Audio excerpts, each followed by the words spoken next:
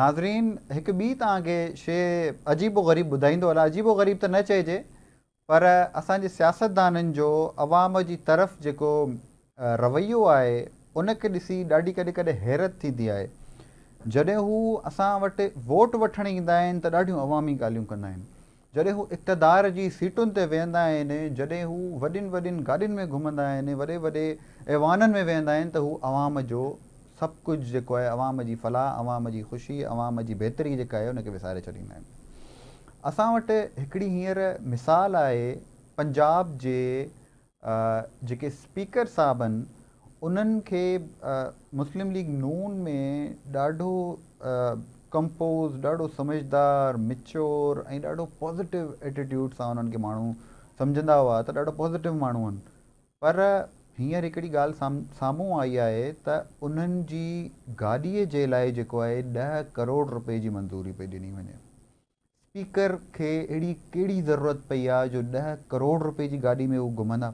उन खां सस्ती गाॾी में हू घुमी नथा सघनि। अवाम वटि खाइण लाइ कोन्हे, पाइण लाइ कोन्हे, घर न आहे, जीअण अज़ाब आहे अवाम जो, ऐं ॿिए तरफ़ हुकुमरान जेके आहिनि उहे 10 करोड़ जी गाॾियुनि में घुमंदा। उन जे डिप्टी स्पीकर साहब जेको आहे उन्हनि जे लाइ जेको आहे 2.25 करोड़ रुपए जी गाॾी, सेक्रेटरी पंजाब असेंबली जे लाइ जेको आहे 2.25 करोड़ रुपए जी गाॾी। उन सां गॾोगॾु जेके ॿियो स्टाफ आहे, सिक्योरिटी जो जेको स्टाफ आहे उन्हनि जो, उन जे लाइ उन्हनि खे 3.5 करोड़ रुपया। माना का हद थींदी आहे। अवाम जे पैसनि खे ईअं ज़ाया पियो कयो वञे, तव्हांजे असांजे टैक्स जे पैसनि खे ज़ाया पियो कयो वञे। 1 करोड़े रुपया एतिरनि केतिरनि ग़रीब माण्हुनि जो भलो थी सघे थो। बहरहाल इन्हनि ॻाल्हियुनि ते केतिरो बि अफ़सोस कजे घटि आहे, इन्हनि हुकुमराननि खे को फ़र्क़ु न पवंदो।